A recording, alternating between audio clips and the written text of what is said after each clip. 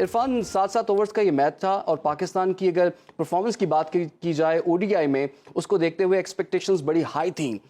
कहाँ आपको लगा कि गलती हो गई और ये 7 ओवर्स का मैच बासानी पाकिस्तान हार गया, इसे कहा जा सकता है? बिल्कुल इमरान, स्टार्ट अगर हम टॉस से देखें तो टॉस का डिसीजन जो था वो मेरा ख्याल है रैशनल था, क्योंकि जब आपकी आउटफील्ड वेट होती है और ओवरकास्ट आपकी होती है, रेन की फोरकास्ट हो, तो ओबियसली बॉल थोड़ा स्किड भी करता है, सीम और स्विंग कंपैरेटिवली कम तो हो जाती है, बट बॉल स्किड करता है। तो उस लिहाज से फिर आपको सर्टन टारगेट जो भी है वो भी आपको मालूम होता है। तो कंसिडरिंग दिस फैक्ट डिसीजन मेरा ख्याल है मोहम्मद रिजवान का ठीक था कि चेस की तरफ जाना चाहिए।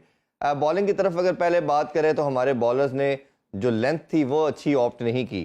शाहीन से बात करें, नसीम के अगर आप बॉल देखें तो बहुत ज़्यादा आगे पिच किया बॉल को, जिससे उन्होंने हिटिंग करना आसान रहा, क्योंकि ये ऑस्ट्रेलिया की पिचेस खासतौर पे ब्रिस्बेन गैबा में मैच हो रहा था, या मेलबर्न की भी आप बात करें तो बॉल अगर आप गुड लेंथ एरिया पे करते हैं जो स्किड करता है तो बैट्समैन के लिए खेलना बहुत मुश्किल होता है। तो लेंथ काफ़ी बुरी ऑप्ट की गई, आगे पिच किया गया, जिसकी वजह से हिटिंग उनको काफ़ी आसान होती रही। इसी तरह अगर आप 93 का जो टारगेट था 7 ओवर में, आई नो कि आपने ऑल अटैक की तरफ जाते हैं, बट कुछ रैशनलिज्म होना चाहिए था, कुछ सर्टन अप्रोच होनी चाहिए थी, कोई क्रिकेटिंग शॉट्स होनी चाहिए थी।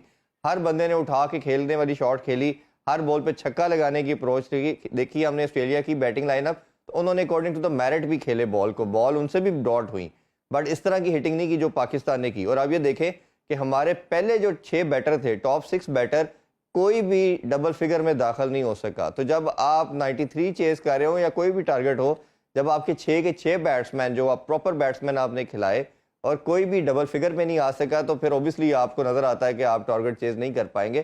तो ये मेरा ख्याल है कि जो सबसे बड़ा ऑनस, जहां बॉलर की बात करें, बैटर पे ज्यादा आता है कि जो टारगेट था इतना मुश्किल नहीं था। आउटफील्ड बहुत तेज थी, बॉल ज्यादा सीम और स्विंग भी नहीं कर रहा था, उन्होंने सिर्फ अच्छी गुड लेंथ पे बॉल की और हमारे हर बैटर ने, और कहीं ना कहीं इमरान हमें ने भी नजर आता है कि हमारे बैटर के पास क्योंकि बाउंड्री बड़ी थी, डायमेंशन थोड़ी सी कंपैरेटिवली पाकिस्तान से बड़ी थी, तो पावर हिटिंग का भी फुकदार नजर आता है कि एक छक्का सिर्फ लगा सके आप, और कई कैचेस हमने देखा कि बाउंड्रीज पे हुए। तो ये मेरा ख्याल है कि एक ऐसी चीज है जो पावर हिटिंग के लिहाज से बात करते हैं। अच्छा इरफान, अगर बॉलिंग की बात कर ली जाए, जैसे कि आपने कहा कि बॉलर्स ने कोई इतनी अच्छी बॉलिंग नहीं की और इतना ज्यादा स्कोर खा लिया उन्होंने।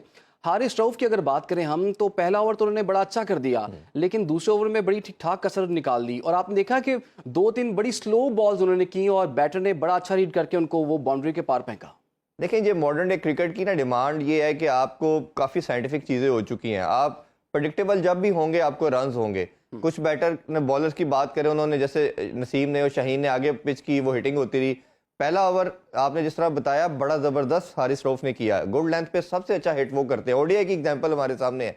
इन्होंने क्या किया कि 4 या 5 बॉल एक ओवर में इन्होंने स्लो वन की। जब मैक्सवेल पहले रीड कर रहा था कि आप इतना प्रेडिक्टेबल हो जाएंगे कि ये स्लो वन नहीं करेगा तो ऑब्वियसली आपको रन्स होंगे, तो वो ओवर इनका मेरा ख्याल है बहुत क्रूशल था। 21 रन उसमें कंसीड हुए, फिर नसीम शाह के ओवर में भी ऑलमोस्ट 20 रन के करीब हुए। तो ये आपको अप्रोच चेंज करनी चाहिए। और एक कंपैरेटिवली अगर आप ऑस्ट्रेलियन को देखें तो वो अपनी लेंथ को भी ऑल्टर करते रहे, स्लो वन भी करते रहे, शॉर्ट बॉल भी करते रहे, तो उन्होंने कोई भी 2 बॉलें कंसिस्टेंट एक जगह पे नहीं फेंकी, वो डिफरेंट वेरिएशन के साथ आते रहे। तो ये मॉडर्न डे क्रिकेट की डिमांड है। और अगर इसमें इमरान अगर बात करें तो कहीं ना कहीं हमें लगता है कि जहां आप नए यंगस्टर को चांस देने की तरफ चल रहे हैं, वो अप्रोच नजर आ रही है, तो हमें वो की प्लेयर भी सिलेक्ट करने चाहिए अपने स्क्वाड के अंदर कि जो आपको इंपॉर्टेंस जताएं।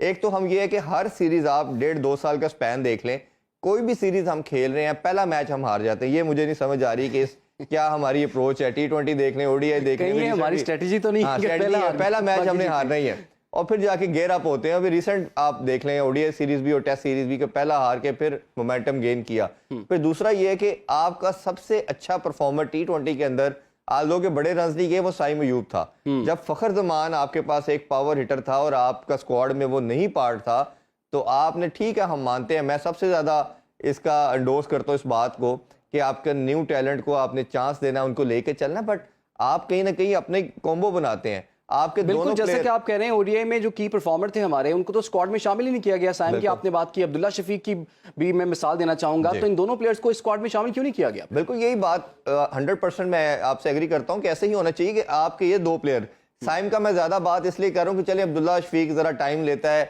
और वो एक टेक्निकली साउंड बैट्समैन है, तो चले हम उसको मार्जिन देते हैं कि वो T20 इतनी फ्रीक्वेंट नहीं खेलते।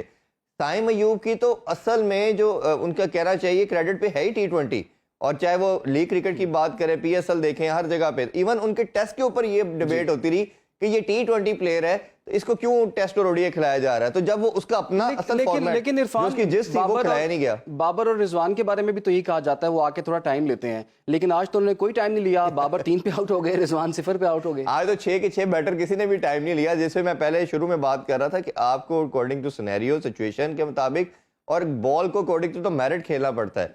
आप ये नहीं हो सकता कि हर बॉल पे आप छक्का लगाने के लिए जाएंगे और लॉफ्टेड शॉट खेलेंगे और बाउंड्री की डायमेंशन बड़ी है। ऑस्ट्रेलिया में नोइंग दिस फैक्ट कि इनकी पावर हिटिंग उतनी स्ट्रांग नहीं जितनी हमारी है।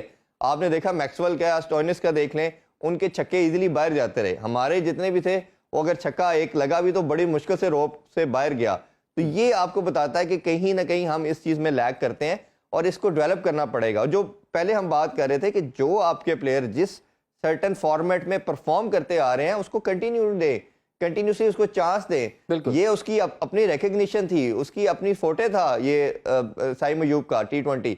तो जो आप एक बैटर जो आपको परफॉर्म दे रहा है, शुरू में फाउंडेशन देता है, तो उनको चांसेस मिलने चाहिए। लेकिन इरफान, अगले मैच के लिए जो कि एक रोज के बाद है, तो उसके लिए आपके ख्याल में हमारी इस शिकस्त से हमने क्या सीखा, अगले मैच में क्या स्ट्रेटेजी होनी चाहिए हमारी? देखिए, पहले तो हम ये दुआ करते हैं कि हमारा ना जरा सा भी कोई अल्टरेशन होती, चेंज आता है तो हम किसी डिबैकल में चले जाते हैं, शेल में चले जाते हैं।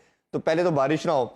जैसे ही सिचुएशन चेंज हुई तो हमें पता ही नहीं था, ना बॉलर को पता था ना बैटर को पता था कि अब 7 ओवर को कैसे खेलना है। तो अल्लाह करे कि बारिश ना हो, पूरा मैच हो तो हमारे उस प्लान से खेले। दूसरा ये कि आपने सिंपल क्रिकेट खेलनी है। क्रिकेट की बेसिक आप कोई भी फॉर्मेट खेले वो सेम रहती है, फाउंडेशन आपकी सेम होती है। बिल्कुल आपने उसी तरह जो क्रिकेट खेलते हैं। बट एक चीज़ अच्छी नज़र आई कि बाबर रिजवान ने ओपन नहीं की, साहबजादा फरहान को आपने ओपन करवाया, तो इसी तरह लेके चले। बट मुझे कहीं ना कहीं लगता है जानदाद खान जो है वो डोमेस्टिक में भी बहुत विकेट्स लेके आया, बैटिंग भी अच्छी कर लेता है। ऐसा बैटर को ज़रूर आपका टीम का पार्ट होना चाहिए।